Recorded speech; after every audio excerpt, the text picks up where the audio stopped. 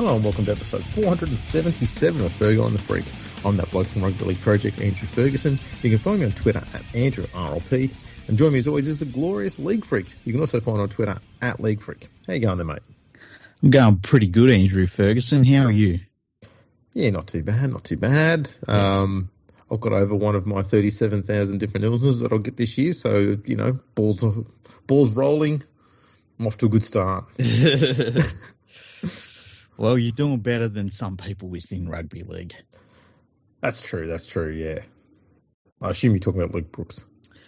Well, yeah. Let's go with that. So we had some really weird news that happened overnight in rugby league in that France is no longer hosting the 2025 Rugby League World Cup. And it's basically has happened because the French organising committee has been unable to basically secure funding to underwrite the tournament from the French government, which is completely understandable if you've got any idea about what is happening in France right now and the general economic outlook of planet Earth at the moment. You know, there are a lot of people online saying, oh, this is Vichy France and all that sort of stuff. It's just a case of a tournament that is too expensive in its current form. And a government has looked at the books and said, there's no way in hell we're going to underwrite all your losses that you are going to incur. And so, no, we can't support that. What were your thoughts when you heard the news? The first thing I heard, because I saw a thing saying France will no longer be hosting the 2025 World Cup. Mm-hmm. And my first thought before I read into it was, oh, it looks like we're having the 2025 World Cup in England again. And then you see French government and you go, oh, okay, what have they done now? And so, yeah, I can see how people have gone, without reading into it, you read like a few little keywords here and there and you immediately think, the worst has happened here. The government's gone and screwed over the French Rugby League once again. But yeah, that's definitely not the case. No. The one thing though that disappoints me, and yeah, I'm going to go back in history, is when the first World Cup was set up by France, the French Rugby League, not the government, because the government had no interest in rugby league then, but the French Rugby League funded the costs, the expenses for every single team that competed in it. Mm-hmm. They did it all off their own bat just to get the first World Cup off the ground. Mm-hmm. And this is the first World Cup in France in decades. Why can't the RFL and the NRL or ARL put their hands in their pockets and help out with the costs just a little bit? You don't have to fund the whole bloody thing, but just enough to get the French government to say yes. Because if you can minimise that loss to the French government by any significant amount, it might have been enough for them to go, yeah, you know what? Let's do this. I just think it's something that there should have been some amount of effort, but it feels like 1953, 54 all over again. To pay back I see what you mean. But it's just like the 50s all over again when France were busting their ass to try and make this happen all on their own. England and Australia especially both just went, no, we just don't want a bar of anything you're trying to organise. And they were basically dragged onto the field to play in this World Cup. And after it was done, and they saw that not only was France able to make enough money out of the tournament to not only pay all the expenses for all the clubs that they forked out, but they actually made a profit as well. They went, this World Cup thing's not a bad idea, you know.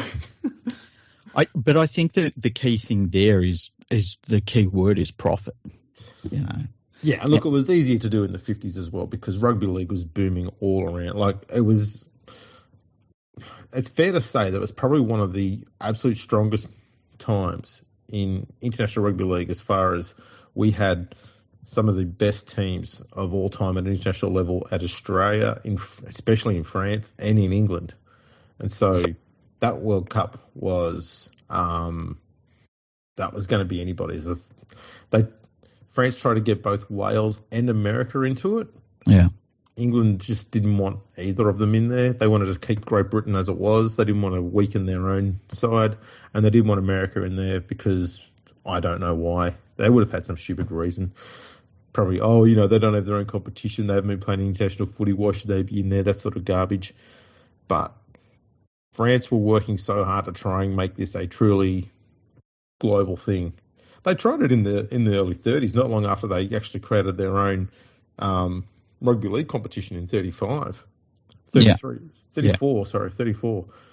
were automatically then trying to get a World Cup going. So it took another 20 years before they got the thing off the ground. And it was all them. No one else was involved in it. It was all France. And so I'd just like to see the rest of the world, when this opportunity came along, to just go, you know what, let's see what we can do. Let's have some chats with the French government and the French Rugby League. Let's see what they need in order to get this across the line so that France can have a World Cup, because it would have been immense for French Rugby League. See, the way I look at it is a little bit different. I understand.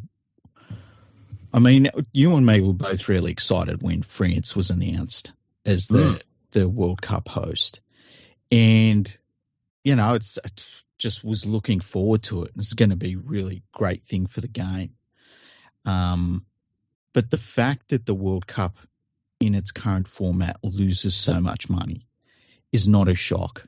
You and me were talking about how the last World Cup last year had a real whiff of the 2000 World Cup about it. And unfortunately, we were right, because it must have lost a shitload of money. We talked about what we saw on the field. I mean, it was just boring. Like, remember all those memorable matches from that World Cup?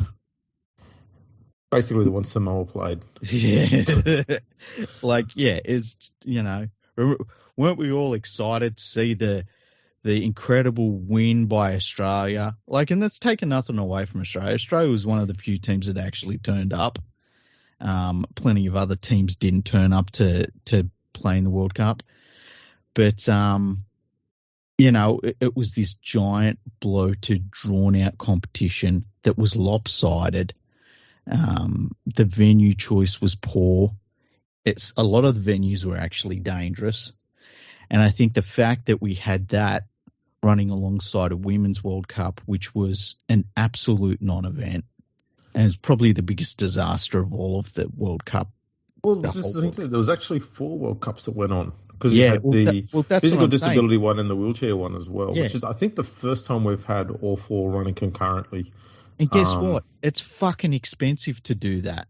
Yeah. And guess what? When you have all of that shit going on, you got to pay for all that accommodation. You got to pay for all sorts of stuff.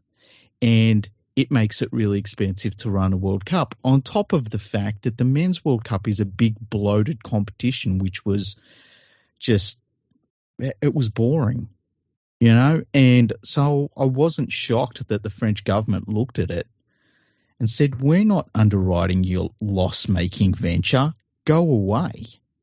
So I've got a question then, because there was for 2 World Cups, they had a very unique and entirely different system set in place where, mind you, this is in a time when we used to have test series, 3-match test series. And the third test of every series between the nations involved was the World Cup game. So you didn't actually have to go and have a World Cup tournament. Yeah, see, I hate that. It was over 3 or 4 years, but it might open up an idea. It doesn't have to be over that long a period, but it does open up an idea that you could probably work on, where instead of having an entire tournament, where in the current situation that we have these games being played, but instead of getting it down to just having say like the final 8 teams, or the final 4 teams or something like that, just have those final few teams, or it could even be the final 6, right? And over 2 weeks they can play each other once and just have a final between the top 2 teams. And you cut down the amount of teams that are travelling over there. You're still having a World Cup event. It's much shorter. It's much more condensed. You're still getting the best teams in the world. And there's a fair chance that you're going to reduce the amount of ridiculous blowout scorelines at the actual event. Do you reckon that might be something, or some tweak on that? No, could be a better idea. I think the whole thing was made. I mean, first of all, the International Rugby League being involved in anything, they're going to ruin anything. They just are. It's a bunch of people that are just hopeless at what they do. All they do is put out press releases, patting themselves on the back. I think that it is really, really simple what you do with World Cup. You make it a much smaller tournament, okay? You get rid of all of these teams that are going to get flogged no matter what. What is the World Cup supposed to be? Are we supposed to be looking for the world champion, or are we using it as a de facto way to have smaller nations play games? Okay. Now, for me personally, I think it should be we all gear up to find out who the best rugby league playing nation is. And it shouldn't be what Australia did, which was basically just, play at 80% of their best through the entire tournament and win it all. We saw a lot of teams that were very good that would have been really good matchups that we never saw face off against one another. We saw highly uncompetitive games. We need less teams. I would just have an 8-team tournament. Well, I mean, that's what I was getting at, though. You can still have a system in place in the years between World Cups where teams are playing for a place to be in that final 8. Right? So they can play these one-off tests and stuff like that, but every result is going to determine whether you're going to get to the World Cup or not. You can set a structure around that to make sure that it makes sense and it's logical. I think the end goal has to be when World Cup comes around, we have decided through on-field results and nothing else, these are the 8 best teams in the world, and these are the ones that are going to vie for the title. I think you would find there would be organisations around the place that would game the system, and we will end up with non-rugby league entities like fucking Wales being in the World Cup ahead of teams that could actually have a chance to do something in the World Cup. No, here's a simple way around that, okay? Have regional competition, so we can have a Pacific Cup out here, have the European Cup in England, or maybe a Great Britain Cup, all right? The winner of that competition is the team that goes through to the World Cup final. So if Wales can beat France, Scotland, Ireland, and England, you're off to the World Cup. But if they can't beat them, bad luck. No. I think we've just got to use some common sense. But I mean, that's got to be a way to circumvent the issue that you raise. No, and I'll tell you why. Because most of the countries that can actually play rugby league to any level at whatsoever it's Australia, New Zealand, and the Pacific Islands. No, I understand that.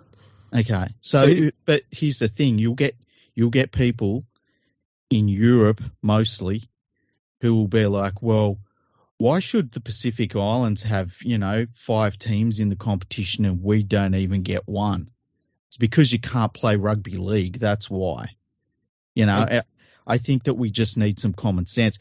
I could put together an 8-team World Cup right now that would have every single game would be interesting to watch, and the only team from Europe would be England. Yeah, look, that's the sad reality that we have now. But we've got to try and create some sort of system or structure in place, because it is not always, and it should not always going to be that way. So there needs to be a system where teams can go, you know what, if we can get, we can work on our juniors and get stronger, and, who knows, okay, in 20 years' time, Greece might end up having their own strong domestic competition, or the USA might get their shit together and have one unified competition for a change. And they've got all of those NFL rejects that they've trained them up to be rugby league players, and goddamn, they've got a brilliant side. They need to be able to know that there's a genuine pathway for them to get into the World Cup, other than just, we go, well, we know the Pacific Islands teams are going to be the strongest ones. We need to make sure there's a way we can keep testing teams to see who deserves to be in there and who doesn't. That's what all the other all the other international rugby leagues should be about, though. That's what I've been getting at. Yeah, but that's what we've got to have for those years between the World Cups. Those test matches we've got to have a structure or a system in place so that what they're doing is clearly defined. It's basic and easy to understand, and it leads to them getting towards a World Cup. whether it's test matches against. I don't like the idea of them just playing tests against teams in their own sphere. Yeah, because they become really strong against a bunch of other no-hope nations. That's right. They only get as strong as the as their next strongest team, and we don't know how strong they are. Like the Americans is a good example. How strong are Jamaica, Canada, and the USA compared to everybody else? If you're not playing them, you never know. So you're only in that little realm. You're only going to be as strong as the second worst team, aren't you? That's all you got to beat. Yeah, true. But So, I mean, I just I think that the problem that we have though is that we're not soccer, right? And a lot of people that would love us to be soccer, you and me would love us to be soccer. We would love to have a 32-team tournament where the whole world is watching it. It'd be great, but we're not. That's not what we are. We've got 8 teams that can put together a competitive World Cup, and that's stretching it. And we've got to focus on that. And the reason we have to focus on that is because you look at the last World Cup, it was boring. Australia won it, and it obviously lost a hell of a lot of money. And we can't be doing that in International Rugby League. We don't have the funds to waste away. You know, it's the same sort of thing that worries me about the NRLW competition. I don't want anybody to ever be able to step in and say, you know what, this thing loses money, let's get rid of it. Because that's what eventually happens in rugby league. Someone says, oh, yeah, it lost a bit of money, let's can it. And it's very easy to kill stuff that way. Obviously, International Rugby League and the World Cup lost a lot of money last year, despite all of the press releases and the International Rugby League people patting themselves on the back. France isn't willing to throw money at the sport, and I totally get that. I think that that's fair enough. But I think it just shows what a failure last year's World Cup was, and everything that the International Rugby League pretended to build has just been a failure, to the point where we've got a World Cup host that just cancelled on us. Yeah. Okay, so how about this? Instead of what we do is we take the final 4 teams, okay? So the 2 teams in the World Cup final, Australia, Samoa, and the other 2 semi-finalists, New Zealand and England, and have those 4 teams do not have to go through the qualifying process. They're automatically in the next World Cup. So we've just got 4 places left to go. So what we need to do then is have the remaining, say, what is there? 51 teams. Jesus. So the remaining 47 nations, we need a system whereby they have to play each other to determine who goes through to those final 4 places in the World Cup. Now, obviously, you can't just go and have every nation playing every other nation at least once, as much as that would be the fairest and smartest way of doing it.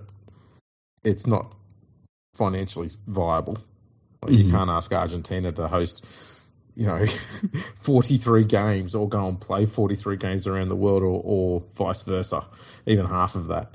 And, you don't have Argentina playing against Fiji because would be messy.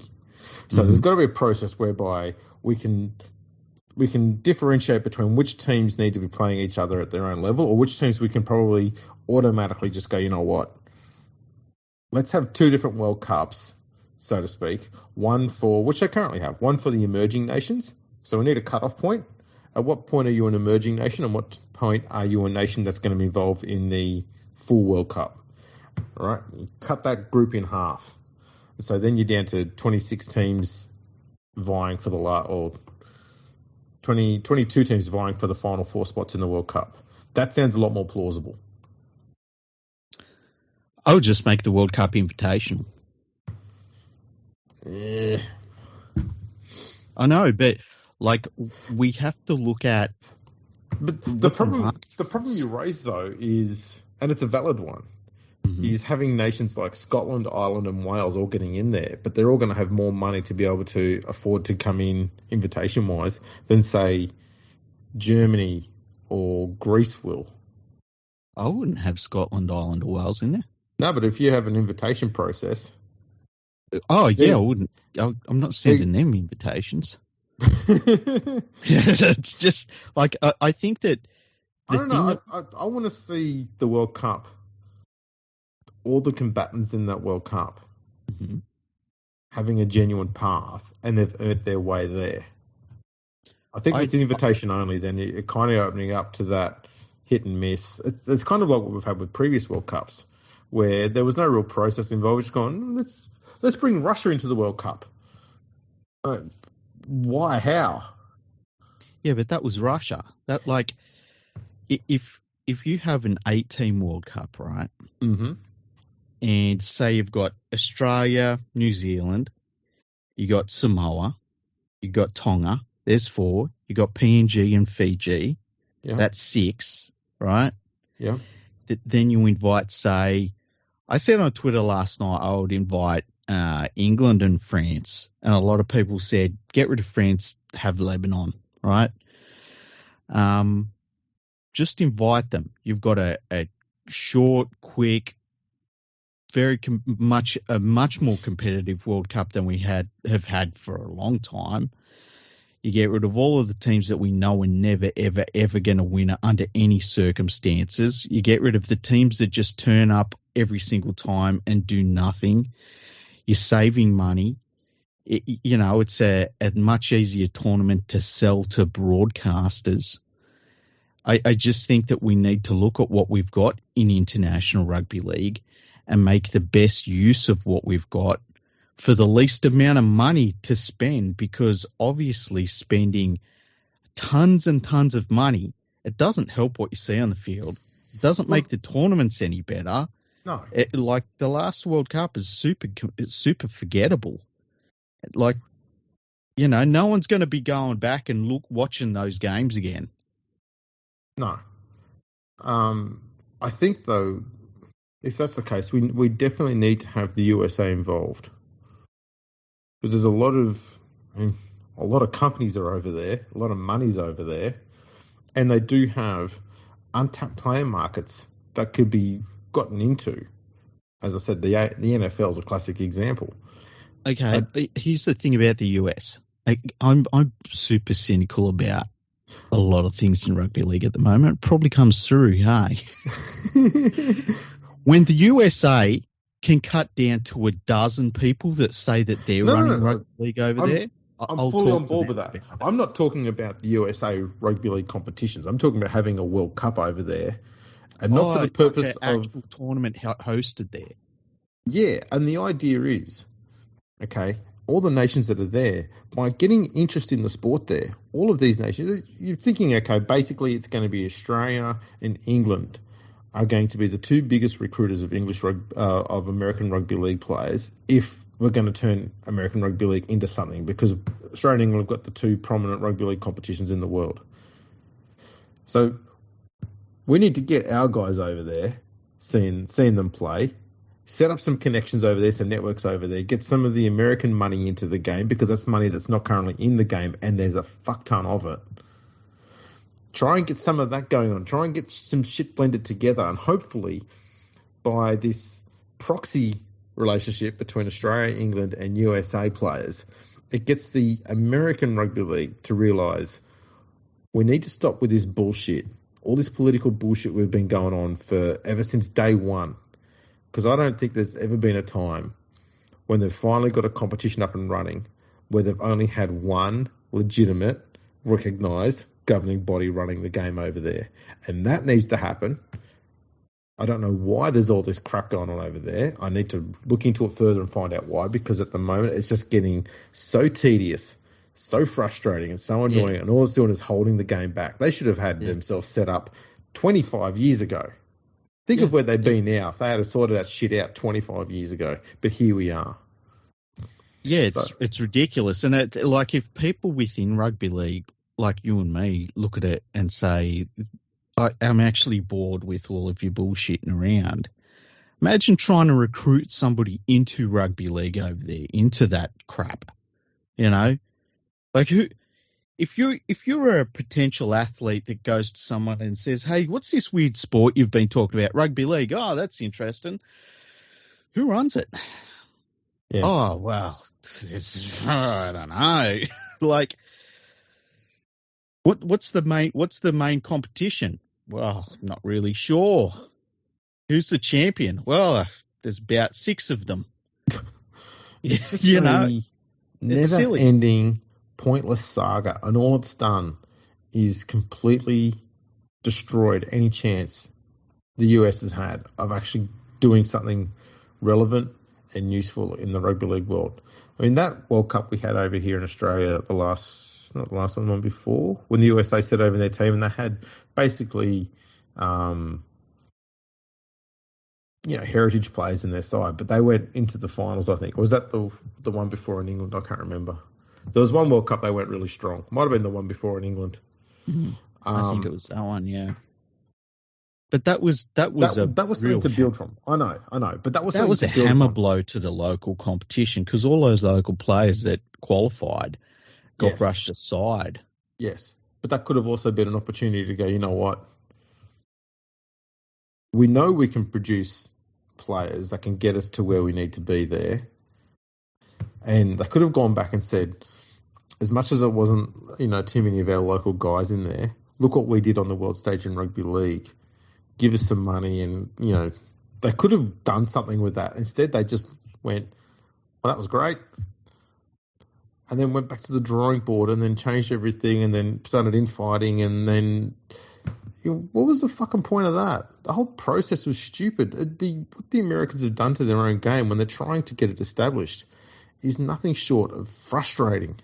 I don't know what's more frustrating, them or what England's been doing to their own competition for the last 30 years, 40 years.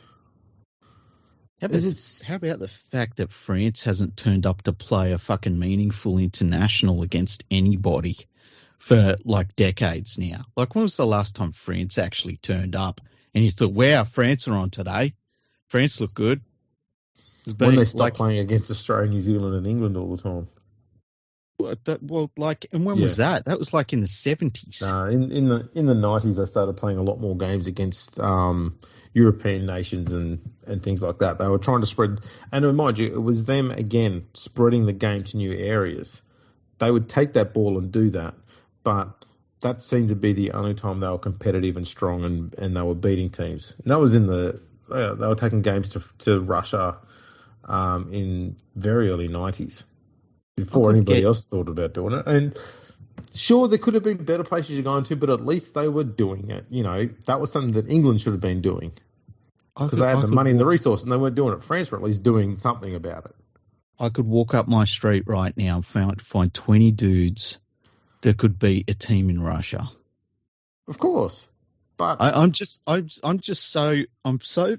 fucking over the promises, and we need to get back to real basics and have a World Cup that is actually functional, that doesn't lose tons and tons and tons of money that people actually want to watch. Well, I think we've come across part of the problem. That is, it goes for too long. Oh, 100%. 100%. Like, you need to have like 2, maybe 3 weeks absolute tops. And that's it. I reckon the third week would be finals where you spread the games out a bit more. But that's it. 2 weeks all up for the first 2 rounds should be the absolute maximum. It shouldn't go for a month. Yeah, I mean, we had the last World Cup where the group stages were just a non-event, and then we got to the finals and there was still a bunch of teams in there that were non-event teams. Yeah. But we can't have that. We cannot have that. When you have people like you and me that are watching it and it's like, oh yeah, I sat through that game last night. It was over after 5 minutes and then I sat there for the next 2 hours just bored out of my mind. Yeah. It's not good enough. Great. No, and how can anybody look at it and say, oh, that was wonderful, we need more of that, let's try and sell that to the French government? The French government has looked at it and said, you lost how much money? And you want us to just hand the lost money to you? You just want us to say, oh, you lost millions of dollars. okay, here it is. Of course they were going to say no. Yeah. You know, I would expect most governments to say no. If I was a British taxpayer, I'd be really pissed off. How much money did they spend? Nearly all of it. They don't have much. They've got none left. Just so people know, just in case they may not remember, because you'd be forgiven for forgetting about the World Cup. 24 games were played before the finals, okay, in the last World Cup. 2 of those games had a margin of 6 points or less. Yeah. Right? And then in the playoffs, there was, 7 games? Yeah, 7 games in the playoffs, and there was 4 games in there that had a margin of 6 points or less. And one of those was not the final. Yeah. It was just, the final was like, I watched every single game of the World Cup bar, I think, 3 of them. And one of those I watched a replay, the full replay. And even the final, just forgettable. And it's nothing against the teams that played or the players that played in it. But there just comes a point where you've got to ask yourself, what do we want out of a World Cup? You know, not what is the fantasy. What do we want to do when it's World Cup time? Do we want to sit around watching a bunch of part-timers get flogged? Do we want to watch Luke Keary running around with a bunch of fucking plumbers and stuff and say, oh, isn't this wonderful? Or do we want to watch some good football and have people say, oh, did you watch the World Cup? See that game between, Tonga and Fiji or Papua New Guinea and England and all? Like, that's what you want. You want people to actually want to tune into it, because for all the wonderful goodwill and stuff that people go on about, none of it translates. No. Fucking none of it. I think at this stage what it's become, because of the eligibility criteria and stuff in play, it alienates a lot of local players in the, the nations that aren't exactly in the top tier. So Italy, Greece, that sort of thing. Even Lebanon.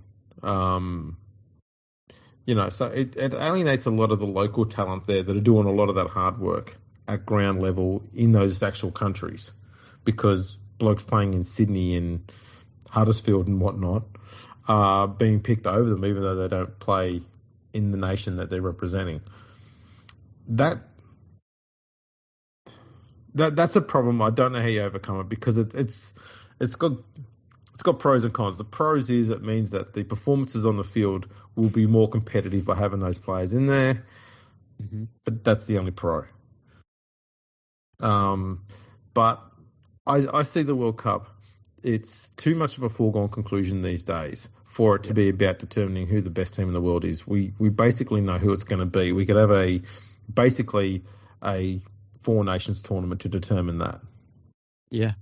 So what this has got to be is a promotional thing to promote the game into new areas, which is the way I've seen it for quite a while now, because let's be honest, what's the other purpose for it? The only time we've been surprised by a World Cup was when New Zealand beat Australia. And even then, we knew that those 2 teams were going to be in the World Cup final before we got to the start of the World Cup tournament. Yeah. So, but if we, there are easier ways and less expensive ways to promote rugby league. Absolutely there is, which is why it makes sense to make this thing a hell of a lot smaller. Mm-hmm. That way it's a lot cheaper to run. And then it's easier to have it in other countries where, like the USA or Canada or France. If you made this thing a lot smaller, a lot cheaper to run, but still had the same, global audience, and you're still getting 2 weeks of footy out of it, perhaps. That's probably a good all-around situation. And if it means that when you're putting it on the global stage, you're not putting out a bunch of games where teams are getting beat by 70, 60, 80, 90 points. You're having genuine contests. Yeah. That's an even better situation, an even better product. And then you're doing both promotional stuff and you're determining the best teams in the world. And when you start getting it like that and you're making it cheaper to run, it's going to start making more profit as well, because more people are going to get invested in it financially, because they're going, well, look at this close competition. This is great. And all the people talking about it. That's where sponsors come in. No one's going to pour money into a game where, 2 out of 24 games are close. Exactly. I think that this year's NRL competition shows that. Like in the previous years where it was very lopsided, ratings and crowd figures and stuff weren't as good. This year, when it is a very, very close competition, the ratings and crowd figures are fantastic, because you tune in and anything could happen. Anyone can beat anyone. The worst team in the competition beat the two-time premiers a few weeks ago, If that can happen, anything can happen. So that's the sort of thing that gets people interested. And I think that far too often, I remember during last year's World Cup, and they would go to the stands and there'd be people from different parts of the world. And when we say different parts of the world, they lived local, but they were from a different part of the world, and they were there with their flags and stuff, when it was like, oh, isn't this a great story? And it's like, yeah, but this game just lost £80,000. Why don't we just give those people £10,000? They'd be really excited then. It'd be way cheaper. Probably would be, yes. Yeah. If we want to make people happy about rugby league, there are way cheaper ways to go about it. But if we want to have a World Cup that people actually have an interest in and is good, and it gives us a world champion that we look at and we say, wow, they really slogged it out and had to beat a lot of good teams to win this thing, we're going to make major changes. Now, where would you hold the next World Cup then? 2025? I'll be honest, I'm sick of seeing it in Australia and England and probably even New Zealand, but because of what the Warriors did during COVID, I'd be more than happy for the Kiwis to get a standalone World Cup, not one where Australia's playing in Australia. If we're going to be sitting there and talking about introducing a second New Zealand team into the NRL, let's go and roll out the World Cup over there and say, right, if you guys want to have a second NRL team, we're going to give you 31 World Cup games.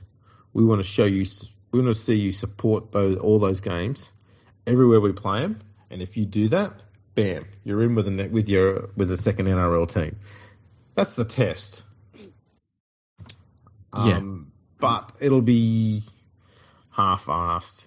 There'll be like New Zealand and Tonga and maybe Samoa will probably play their games in New Zealand, and the rest of them will be played in Australia. It'll be like the last one here. It'll be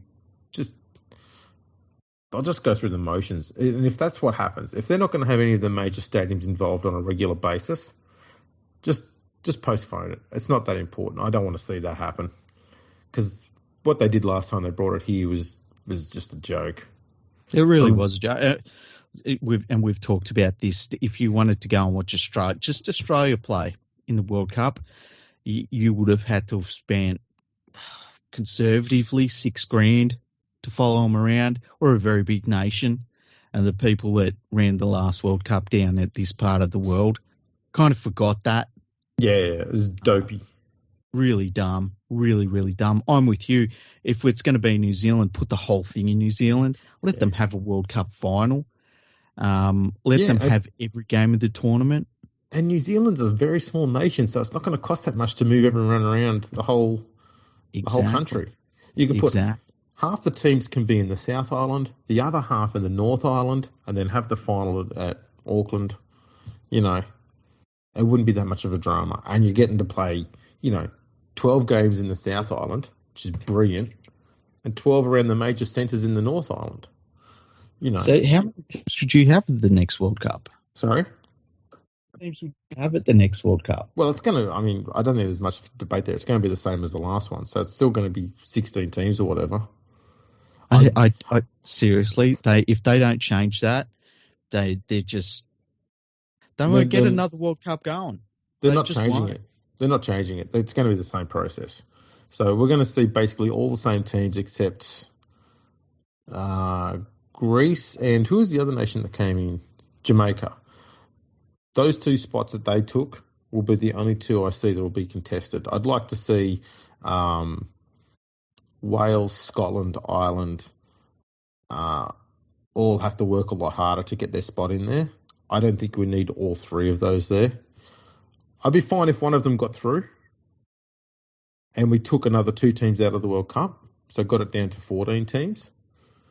I'd even be even happier if we just had Great Britain come back and then we can get rid of those three altogether. And then you can prune it a little bit more, then get down to a 12-team World Cup, because I think 12 teams would be better than 16. I think 16 is just too much. The competition's not good enough at the moment for 12, but 16, the gap was far too big for 16, so it needs to come back to 12. I'd have Great Britain back. Wales, Ireland, Scotland can all go and roll into England. Have Great Britain in there. Something like that. Why do you think they won't cut down the number of teams? Why? Yeah. Because the International Rugby League have got this impression that the international game is strong and getting stronger, and the best way to prove that is by having more and more teams in the World Cup and by having more and more options for teams who aren't in the last World Cup to get in there. You should see the amount of repechage rounds and backdoor entries you can get into the World Cup. So that's what it comes down to. They want to keep this thing getting bigger and bigger. They don't want to make it smaller and smaller. Making it smaller now for the International Rugby League, I think, in their eyes, would be an admission that the game is going backwards. Their mindset is evidence that the game is growing and getting stronger is by how many teams we have in the World Cup. And that's not the right way to look at it. But I think that's the way they function.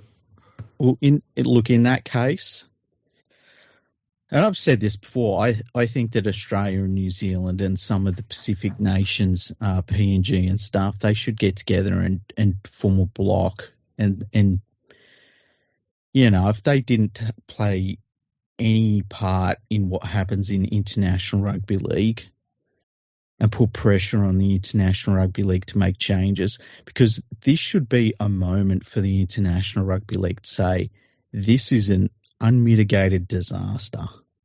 We handed the World Cup over to a nation that handed it back because the World Cup is just a loss-making venture they wanted nothing to do with. There should be people that are sacked from their roles. They won't be. We know how the International Rugby League works. We've known it's been a financial disaster for a few years. That's why the ARL put so little effort into the last World Cup they had here. Well, and that's what needs to change. It's so frustrating that you see it happen and you see how bad it is, and you think, well, they've got to change that, and it doesn't change. They're just doing the same thing over and over again and expecting a different result. Yeah. Why are they doing that? Well, they talked themselves up last time about how great the last World Cup was. Yeah, and look, we were here. It wasn't great. Well, let's even say, okay, for argument's sake, right? Mm-hmm. Let's say that they're right, and it was a great World Cup. Mm-hmm. What have they done off the back of that? Jack shit. Yeah. How many international games have been played since that World Cup? Yeah, none. I think that there was a couple of smaller nations. I don't even think they were involved in the World Cup. No, there hasn't been any yet. So England played France a couple of weeks ago and flogged them 64-0. That's it. Wasn't there a couple of smaller nations playing? No, there's a few coming up, but there's been none previously. Okay. So 6 months since the last World Cup, since the World Cup final, with no international football whatsoever. Yeah, Australia's got no plans to play anyone for forever at this point. No, the women have played 3 internationals, Mm-hmm. and the men have played 1. So the Philippines women, they beat Greece. The French women beat Serbia, or flogged them actually, and then the England women beat France. Mm-hmm. That's been it.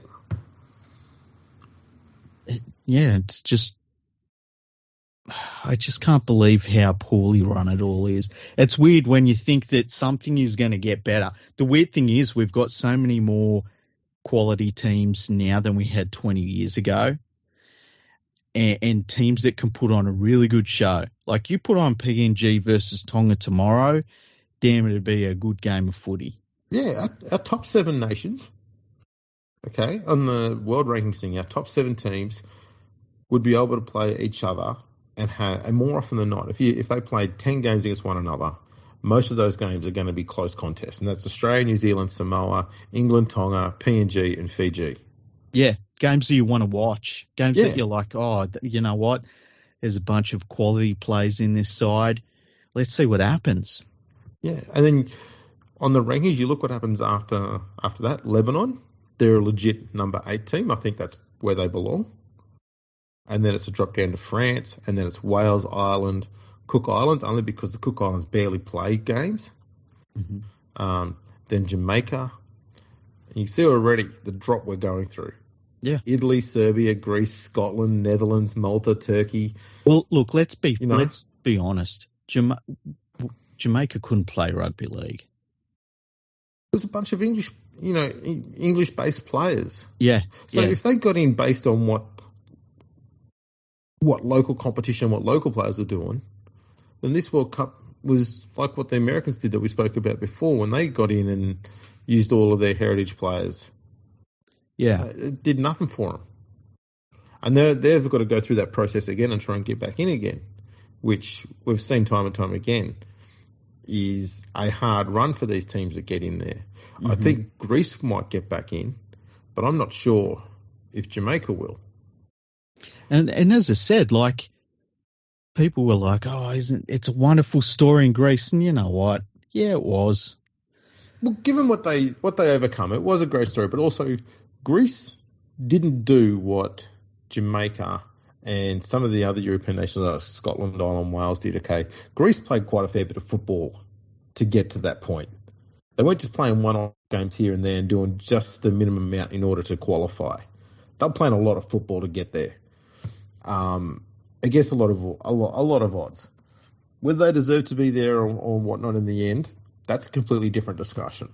But at least they were making the effort to playing a lot of football games, a lot of different teams, against a lot of different teams, in order to get there. They were earning that spot. Mm-hmm. Jamaica, less so. Even the Cook Islands didn't do a huge amount of work in order to get there. Mm-hmm. And that's the problem with the whole situation at the moment. Ireland, Cook Islands, Jamaica, Scotland, Wales, these nations are not working as hard as some of the other nations below them. And I want to know why it is, or how it is that they get in there. Look, we're not going to argue. If we're going to have to say, who's going to win a game between, say, Ireland and Netherlands, we know who's winning that game. It's not going to be it's pretty clear cut.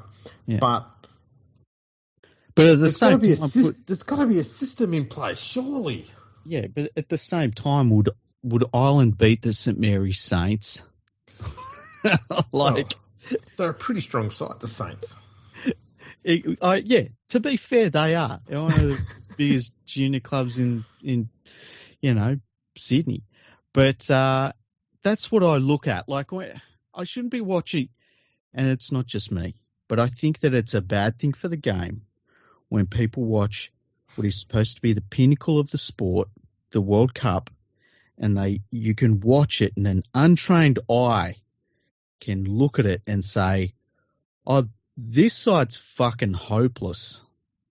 Right? Yeah. You shouldn't be watching what's supposed to be the pinnacle of the sport and think to yourself, I wonder if this team would win a single game in the Ron Massey Cup. It shouldn't be like that. No. I've had an idea for a tournament. Okay. This is completely off the charts. There's never been anything like this before. Okay, because my tournament is so scaled back. It is very simplistic. I understand that. Yeah. And if anyone doesn't like it, I don't give a fuck. I'm just over the bloated bullshit. Okay. But I want to hear your tournament, because your tournament sounds like it could be the way to go, and I haven't even heard it yet. Right. Well, we know they're going to stick with 16 teams, okay? So just for this World Cup, we stick with 16 teams, okay? But the top 4 teams, the teams who were in the semi-finals in the last World Cup, yes. So Australia, New Zealand, Samoa, and England, they're not involved in any of the pool games. Okay. Right? They come in when the first round of the final start. Mm-hmm. Right? The other 12 teams, they can have 3 pools. They play each other once in those pools. All right. And they then have a little, so we get the top, let's see, take the top, we've got 4, we need to get to 4 teams. Okay, we put them all on a combined ladder, and the top 4 teams go through. I don't care what group they're in. It goes on who's got the best win record out of those top 4 teams in their groups. So it might be that one team in one group goes through and 2 teams in another one goes through. So be it. You got the best win record out of those teams there. You go through. Those 4 teams then play against the 4 teams that were semi-finals last year, and that's the first round of the finals. Then we have semi-finals and the final. We try and take the 4 strongest teams out of the pool games. So you try and minimise the amount of floggings. I'm only talking about this next World Cup, right? Because too much of that's already set in stone. Once this one's out of the way, then for the next World Cup after that, 20 whatever it is, we need to start working on a reduced number of teams World Cup. And for a reduced one, I'd probably go with 8 teams. Everyone plays each other once, and then we just have the top 2 teams play each other in the final. See, my problem with your World Cup, right? It doesn't matter because I'm right. First of all, how dare you? Okay. I just had to get that in there. Yeah, okay. That's what she said. The problem I have with your World Cup is that you want to take the best teams out of it for most of it. Yeah, what I want to do is, okay, here's the point. Do those top 4 teams need to prove that they deserve to be there? They're going to be in the finals anyway, aren't they? No, but the rest of the teams have to prove that they're shit. Yeah, we know they're not.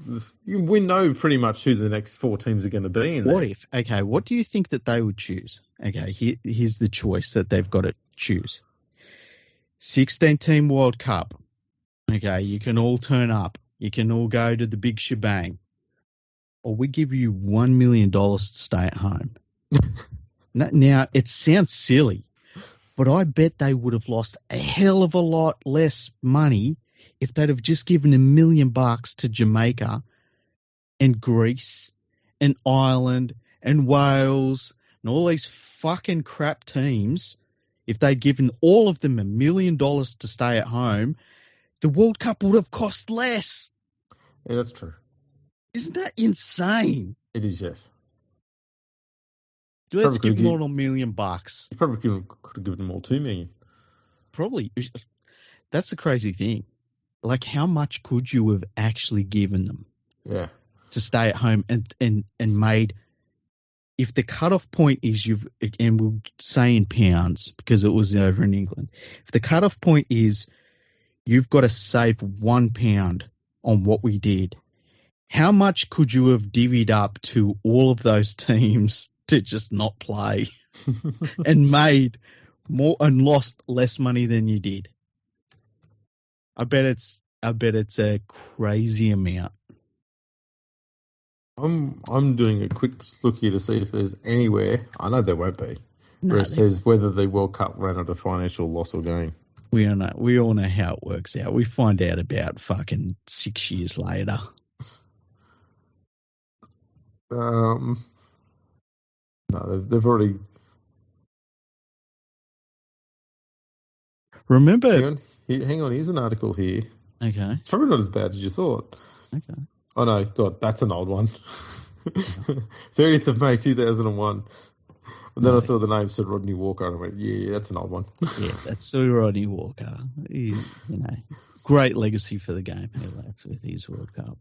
Yeah, he used to say there was only 1.7 million in that one. That's shit. In other words, that's under the definition of cute. Yeah, that's what you call a start. Okay, in May last year, it says the International Rugby League had a £2.3 million debt before the World Cup. There you go. They should just be wound up. This is from the Love Rugby League website. Mm-hmm. It says, despite recording no turnover in a year decimated by COVID, its admin costs were more than £1.1 million. It follows a loss of £1.1 million in the 2019 financial year, meaning its balance sheet stands at just under £2.3 million. Okay, Andrew, we need to talk about this. I'm rubbing my face. What the fuck are they spending £1 million on to administer nothing? Vending machines. Fuck. £1.1 million. Not even that many of them. That's nuts. That's insane. How did they spend $1.1 million when there was no games being played? Look, they actually spent $1.1 million in 2018-2019, when games were being played. How did they spend $1.1 million during COVID when there was not a game? There was only one game played. Yeah, nothing happened. Admin costs were more than $1.1 million. Oh, when you're dealing with that, it doesn't matter. Like everything we've talked about doesn't matter because idiots are running this thing and they're just going to run it like idiots do. So it says here, the IRL's costs largely comprise of its management team, grants payable to member nations and confederations, and the cost of third-party professional advisors. Following the rebrand from the RLIF, a UK-based company, IRL was created. Historically, the Federation's activities have gone through RLIF, an Australian-based company. The RLIF has since advanced 2.9 million Australian dollars of its $3.4 million assets as financial support to the UK company.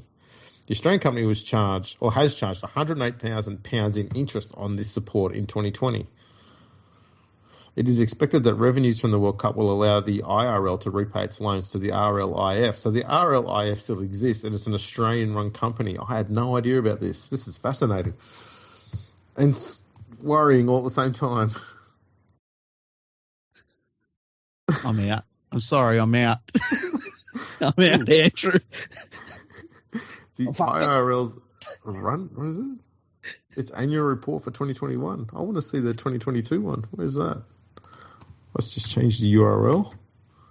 Page not found. Oh, shock horror. Didn't release that one. That's incredible. So the International Rugby League Federation exists. It is an Australian company. The International Rugby League is a UK-based company. Is it?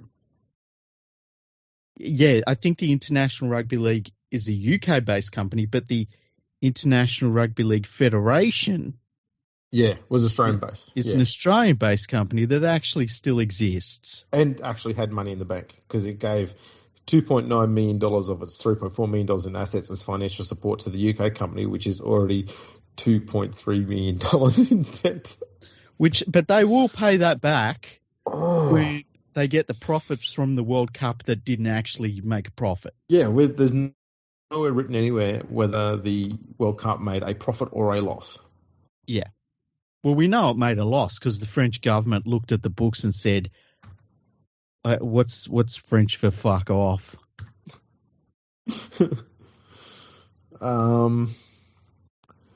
Yeah, it's crazy. Fuck off, they said. It is crazy. So that's. These are the people running this shit. I don't know how they run up such a massive debt. When one of those years there was not a single game played. You couldn't even travel. Why? So I suppose it also begs the question: why was the IRL set up when there was already an RLIF? It's a really good question. Probably because it wasn't British enough. And why did we transfer from Australia, where rugby league is at its strongest and it's the financial basis here and everything, and it's closer to all of the rugby league powerhouses, and transferred it over to a new company in the UK that is losing £1 million a year, even if nothing happens. Yeah. This is an interesting quote here. Exciting international content for 2023 and 2024, in addition to the recent historic Tongan tour of England, will be announced publicly shortly, which will be the front end of our much-needed and highly anticipated calendar. Right, let's have a look at the fixtures page on the International Rugby League website. Current year. Let's have a look at all of the nations here. Current year, all nations, all competitions. Let's have a look. There's nothing coming up. Serbia beat Greece a few days ago, 40-6. Okay. All right, well, that was great. Congratulations, Serbia. Yeah, and looking forward to the, few million pounds that the IRL will get out of that game to pay back the RLIF. That game cost £250,000. What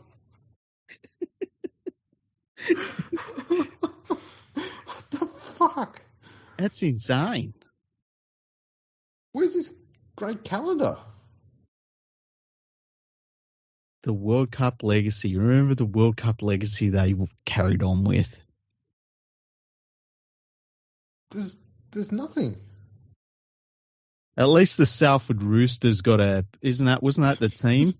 They got a new equipment shed. Yeah. That was fucking expensive, that equipment shed too. That was about £37,000, wasn't it? Yeah, it was ridiculous amount of money. Yeah, I'm at a loss over that. That's crazy. That I am too. I don't even know what to say. It's Wowee. It's shocking. So yeah, no wonder the International Rugby League is kind of shocked that the French government turned down the offer of undercutting all of the losses for another World Cup, because they just run on losses every year. That's right. Like yeah. they imagine being part of a tiny organisation that is run on a part-time basis that loses £1 million a year. That's kind of impressive. It is, I guess. But that's the thing, though. It's just administrative waste of money. It's just something that English rugby league officials just know how to do so much better than the ones in Australia. Remember when Todd Greenberg was running the NRL in his final days, and the media were howling, mostly because they didn't know how to read a balance sheet. But they were howling about the admin costs in the NRL. Yeah. It's interesting how they're absolutely stone fucking quiet about what's going on in the International Rugby League, and no one's asking any questions over there. That's very true. And like a lot of the stuff that they were howling about, they were saying was a loss-making venture, was the setting up of the NRL digital arm. Yeah. Which ended up being scrapped by Peter V'landys because he was pressured to do that by broadcasters. So that ended up being just a wasted cost, unfortunately. Right. Yeah. And the broadcasters said they didn't want to have to compete with the NRL. So the NRL said, fine, we'll just burn all that money. Yeah. And first of all, they went, we'll burn that money. We'll then get rid of the competition that we're creating for you, and then we'll give you a discount on your TV rights deal. Yeah. And the funny thing was, all of those broadcasters were like, our coverage of the game will improve, and it has been trash. And they've also said how great Peter V'landys' anus tastes. Yeah, they can't stop praising him, hey? Yeah. Oh, it's sick. Can you imagine, though, they literally have saved hundreds of millions of dollars because of him. It's no wonder they love him. Yeah, that's exactly right. And they know that if they tell him to do something, he'll jump and do it because he loves being told how great he is by the media. The Exactly. ego on that fucking idiot. Anyway. Isn't it weird how like with rugby league, it can be like, I think it's fair to say rugby league is bigger and better than it's ever been at any point in its history. We've got, I mean, the NRL is just absolutely flying, and we've got more top tier rugby league nations than we've ever had before. And yet we can do a podcast like this where you just like think to yourself, what's the fucking point? Like, what is the point? How can we not run a World Cup? All it takes is one person with just an ounce of business, nous into International Rugby League and just go, I can see what you're doing wrong here. Let's just do this and fix this straight away. And boom, look at that, we're making money. It seems like it would not be that hard to do. And yet here we are. Yep. Yeah, it's very sad really, because it'd be so easy to make it good. I remember a number of years ago, I might have written an article about this on my website where I felt like if we had an international governing body, it should have been a professional administration that was set up and run out of Brisbane. And it should have been funded by the NRL. And it just would have been a pure administration. And it would have done things like helped other nations get sponsorship, set up test matches, things like that. That would have been a far better option than what we've got now, which is the International Rugby League, who can burn through $1 million while there's one test match played and no one can travel around the world. Like, you can't even say, oh, well, they spent heaps of money going to meetings and stuff. You couldn't leave your own country. So it wasn't that. Hey, I did meetings with them over Skype. I didn't get a cent for it. It's not that hard to do. Dude, like, maybe like you could have been earning hundreds of thousands of pounds. Yeah, I don't know. It's crazy, but I just think that, I don't know, an easy way to go about this is a system they had in place for decades, and that was you just tweak it, okay. But what they had for decades there was the Test nations, which for a long time was just New Zealand, France, Australia, England, or Great Britain. The heads of those leagues were the 4 board members for the International Rugby League. And the good thing about that was you had 2 in the Northern Hemisphere and 2 in the Southern Hemisphere. I can't see why we can't do something like that now. And the only tweak you'd make is hire one person, independent from all the leagues and from all the countries. Just, I'm here to represent, purely on a business basis, and to have the deciding vote, because you then have an odd number of people there, on how we run the sport globally. And that would be the only person paid within the IRL. Because the rest of the people running all the individual competitions around the world would be the other board members. So you've got all the vested interest in there, and one person who's got half a brain saying, okay, well, this is how we're going to do it then. Boom, do that. I can't see why that wouldn't be so hard to do. And that would be cheaper, easier. It worked for so long. International Rugby League used to be great for decades, and sure, there were far less nations involved, but travel was a lot harder to do and a lot more expensive to do, especially when, it took like 8 weeks to get a fucking boat from Australia to England. Yeah. We still promoted the game like never before in that period and made it stronger and stronger and stronger. Like, it's pretty clear to see that the game of rugby league evolved and strengthened so much from 1908 to, say, 1968.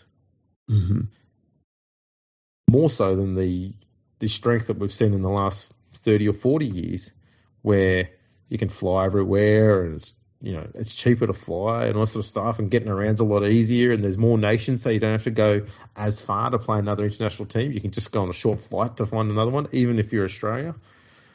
So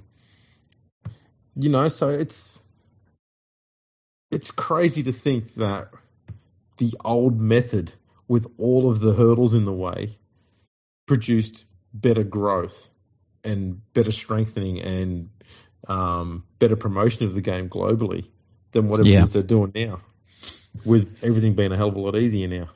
Yeah, and I think that when you consider that, everyone has to have a good look at themselves and consider what they're doing wrong. Every nation, a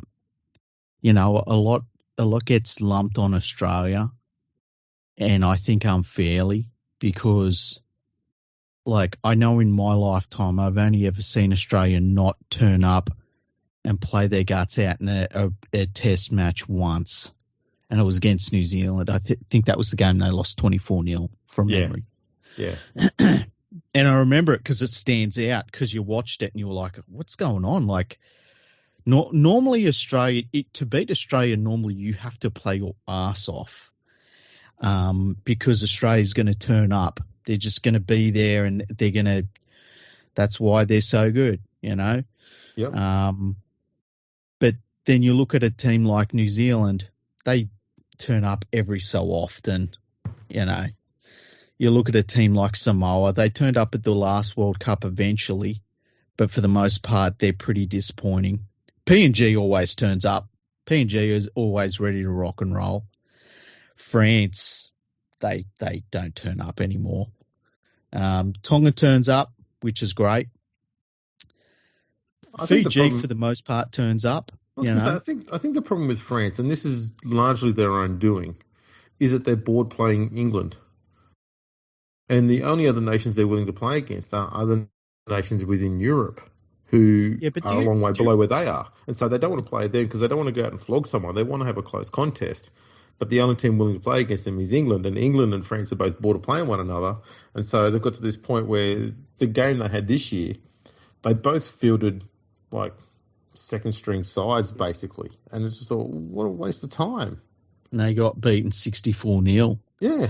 But do you remember when, I think it was 2019, in Wollongong, and they sent an international side over to play the junior Kangaroos, and they got flogged in that game. Yes. But we knew that was going to happen. Yeah, but the thing is, when does France improve? I'm just at a point, like, I know I've been very negative in this episode, but I don't owe anything to these fucking people, And I've put too much faith in the hope that a lot of these nations will improve, that the World Cup will go forward, that it'll be exciting to watch and stuff. And after watching the last World Cup and how many teams just were hopeless, how many teams just didn't bother turning up, like, it's the fucking World Cup, France. How about you pull your fucking socks up and play half decent? They didn't even look fit. And it's too much of that, where I've just got to a point where it's like, do something for me now. Now you do something for me. Because we're at a point now where the 2025 World Cup is up in the air. France was going to host it. They've said they're not going to do it now. And I don't know that I care anymore, hey? Like, are you real? Like, it's kind of sad. It would have been cool to have the World Cup in France, but do you really care too much? I want to see the game being promoted in areas where it needs to be promoted. Okay, that's what I want to see, and that's what I see the World Cup as. It's a promotional thing. So, yeah, I'd have liked to have seen it played in either the USA or in France, because I want to see the game being promoted in those two. I'll be more excited about seeing it being promoted in the USA. And I know that that's where this World Cup was initially going to be, but didn't get across the line with their financial modelling. No surprises there. Yep.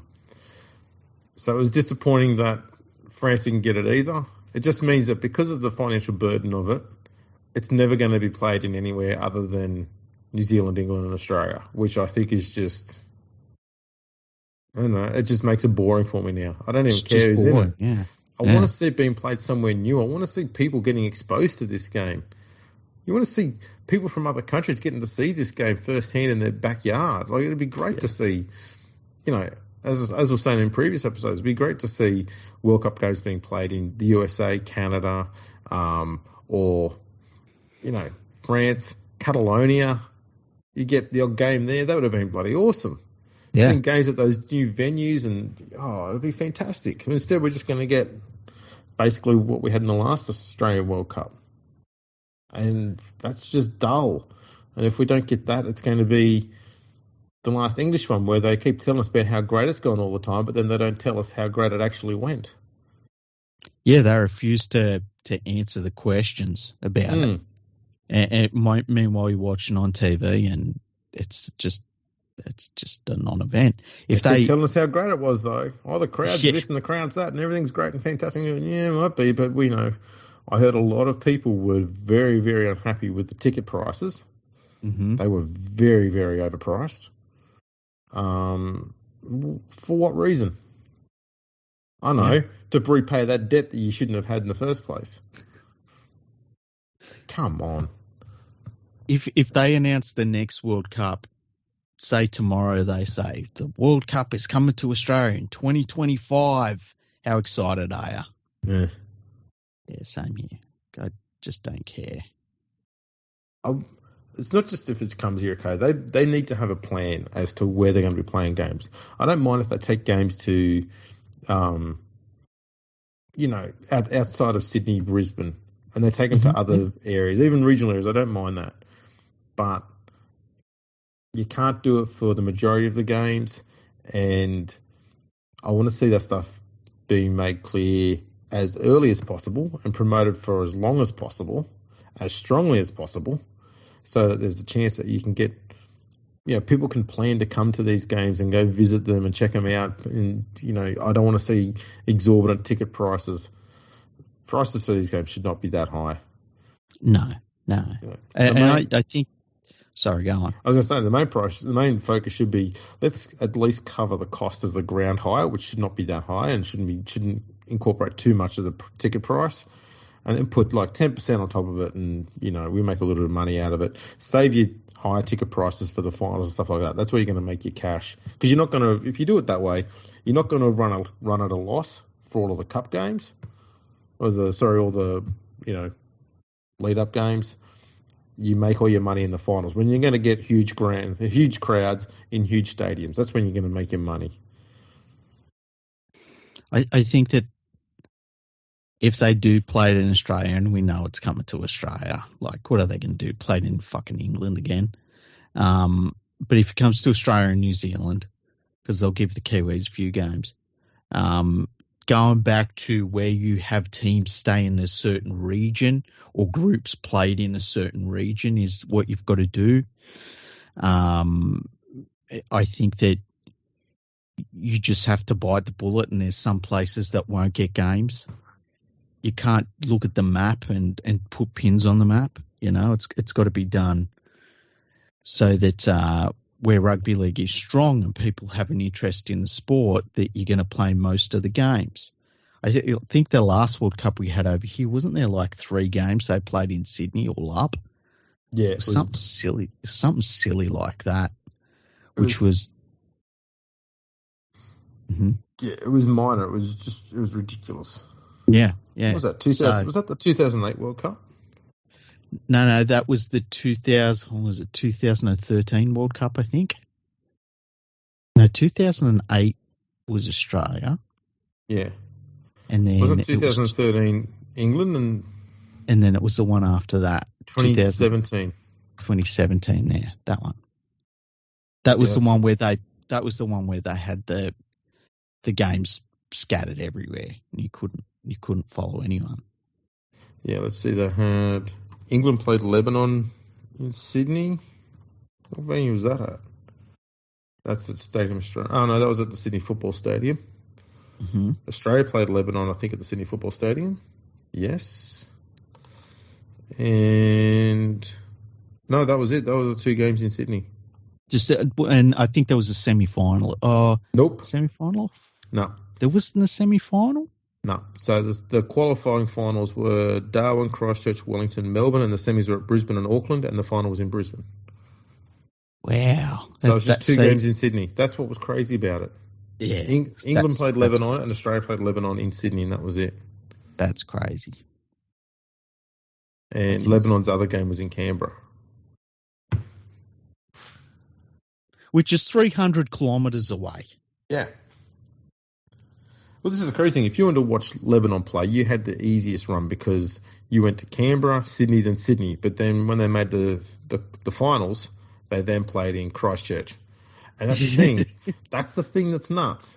Is if you're here watching your nation play and you're supporting them, you have to somehow book a flight to Christchurch as soon as you find out that they've made that, that match, which is if you're waiting on the last game, that was 6 days before the final was played. So you got 6 days to book a flight to Christchurch and a hotel to go over there and watch them play, knowing that if they won that game, you've then got to come to Brisbane or Auckland. So you've got to book another flight. Yeah. And you've got another week to do that. And if they win that one, you're definitely going to Brisbane.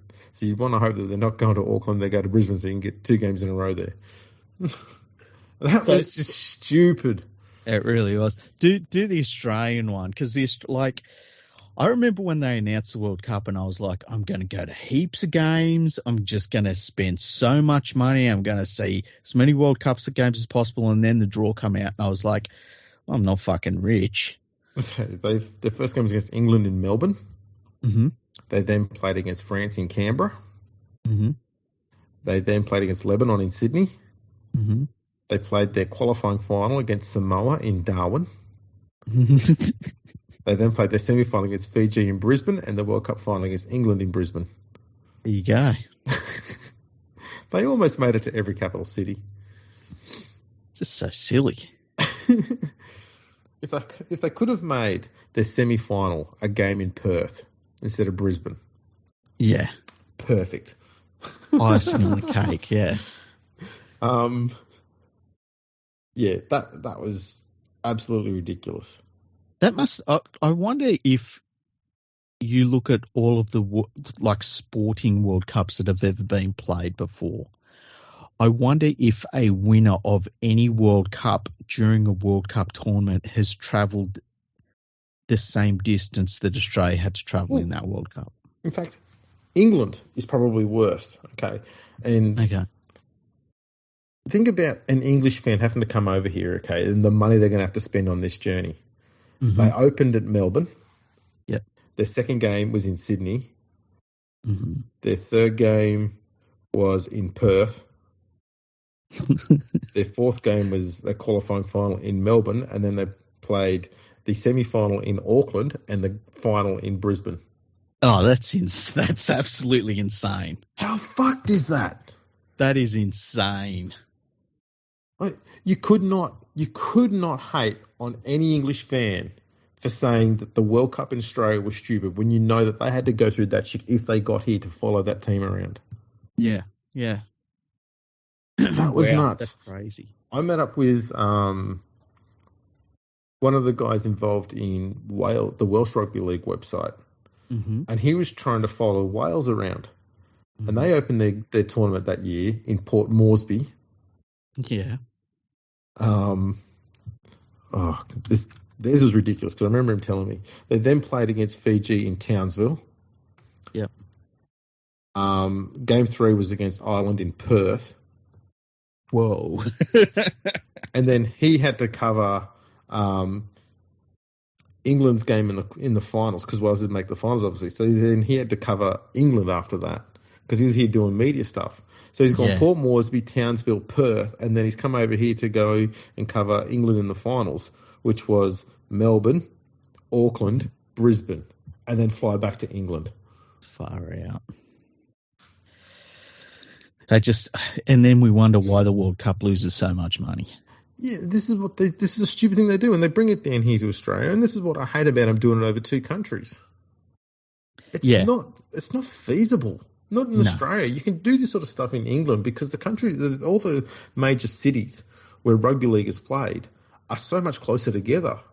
You can do it bus trips and get it covered, and it's not going to cost that much, which is why it gets me how much it cost over World Cups over there. Over here, I can understand the cost of it when they're going to be playing in all these cities around this massive fucking country. And then you throw in games going to be played in Port Moresby and in 4 regional centres, major centres in New Zealand as well, across 2 different islands. The fuck? Yeah, what chance have you got? None whatsoever. And then they've got games in Cairns and Townsville, so you can't even get an international flight to some of these places. You've got to go and fly to a major centre and then get another flight. And then they wonder why, the crowds are low, and then the games are blowouts, and they wonder why people aren't watching on TV, and then they're paying for all these travel costs, and they're wondering why they're not making money. Yeah. And then they do it all again. It's nuts. Look, the way they structured that one in Australia in 2017, it was almost like they did it intentionally to be so detrimental to the game of international rugby league that they were hoping that international rugby league would come to them and say, look, we don't want to have the World Cup in Australia ever again. Yeah. That's kind of the impression you got, the amount of movement going around everywhere. They just went, we don't want to have this, so we're just going to make it as painful as possible for everyone. They did bugger all promotion of it. I was ready and gearing up when they announced it was going to be here. I was like, I'm going to spend thousands. And then when they announced the draw, it was like, I'm not even close to being able to do any of what I wanted to do. And so I just had to watch it all on TV. Going to the first 3 games, you just spent a few thousand. Melbourne, Canberra, Sydney. But even the ones that are in Sydney, watching Australia play Lebanon, and flog Lebanon, I'm not interested in going to see that. And I definitely wasn't going to watch England. I only watch professional football players. Nice. But yeah, that was fucked. I'm hoping that, if they do bring it down here, then it is hosted entirely in New Zealand. New Zealand deserves it. Yeah, definitely. Yeah. My best case scenario is that the International Rugby League gets dissolved because of its debts. The NRL takes over running the World Cup and they just run it. Yeah. Could they do any worse? There's no way the NRL could do any fucking worse. Surely not. And I saw a press release that the New Zealand Rugby League put out about saying they wanted to be involved in maybe hosting the World Cup. And all I could think of was New Zealand doesn't do anything. New Zealand will be told by Australia whether they host games. New Zealand doesn't do anything. No. I think the Kiwis deserve one after all this COVID shit that went on. Yeah, I agree. The whole thing. The whole thing, yep. Not a single game in Australia. No. But yeah, that would be the only way I'd work on it. And for the one after that, they need to just restructure it. Less teams, shorter duration, and pick somewhere new and give them, I don't care if you're going to give them an extra year or two to build up the financials and the structure and everything like that to make sure that it does work and it does work as a financial gain, not as a loss. Mm-hmm. But yeah, I'd be looking at the USA first and foremost. Try and figure out a way to make it work over there. And you just got to get sponsors in the US involved in it. And it could be something like, Coke or Pepsi or something like that. Say, look, will you be the major sponsor? We'll even let you have naming rights over the trophy if you want. Whatever it is. Whore the thing out as much as you need to, just to get some of those sponsors on board. I also think that look to hold it in a region. Hold it on the West Coast of the US. Hold it all in Texas. Hold it all in the Northeast. If you're gonna, don't look at it and put fucking pins on a map. because you're going to have to focus your marketing. You can't focus it across the entire US. You'd have to focus it on a region, and that's the way I would do it. Absolutely. You don't want to have them traveling around too much. You don't want to go and have games in Jamaica for the sake of it, or you don't have too many trips to Canada if you can help it. Let Canada play there, I guess, and have maybe the teams that are in their group be based in Canada. That way, there's only 3 or 4 teams playing there. Well, if you played it in the northeast of the United States, you could have, games in Toronto and in Detroit and things like that, and it'd all be around the same area. I guess they would call it the Midwest. I kind of think of it as the northeast of the country, but so there is that you could do something like that, but they won't do that. No. It's going back to England after we've had it.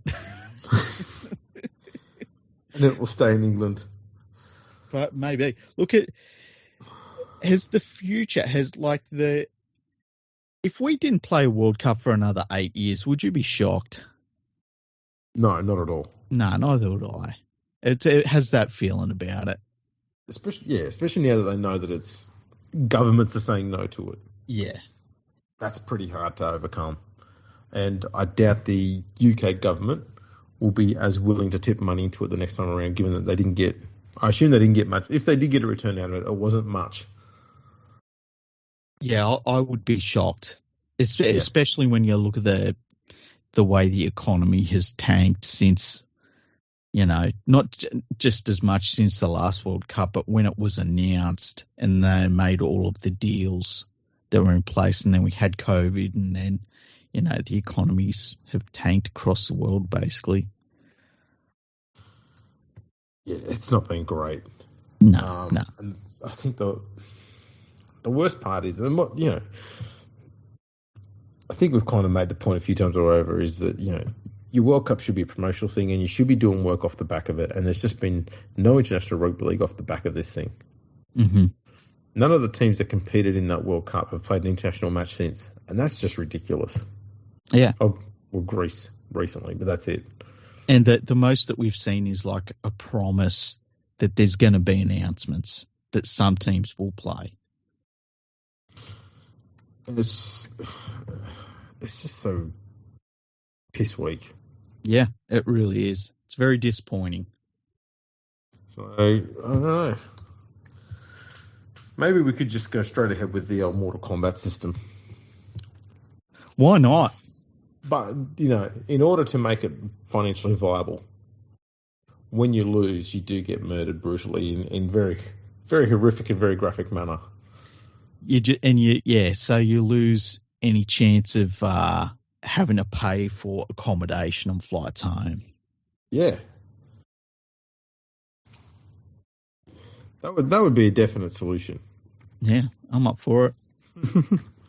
Well, it's been a really cool, cheery episode, hey? It has. We got it to a good point in the end. A bit of blood and gore. We did. That's all you can hope for. If it was based on Mortal Kombat, I don't know what your Mortal Kombat knowledge is like, but who would Australia be? Which character? I used to use... Who's the dude that... I can't remember his name now. He used the electricity. Oh, Raiden. Raiden, yeah. I always felt like Raiden was the best one. The Thunder God. And so I would say that Raiden is Australia. Raiden's Australia. Yeah, but I played the original Mortal Kombat, so I don't know the new people that are in it. See, what you're telling us is you're either into retro games or you're really, really old.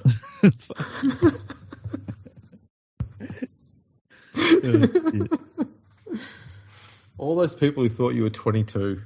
Who was Sonya? No, she was in the original one. Yeah, no, I'm saying who, like which. She was some special forces. Sonya? She was some special forces character. She was chasing Kano around, trying to arrest him with some criminal. Yeah, so that I was out by that stage. See, Kano's a fucking beast, man.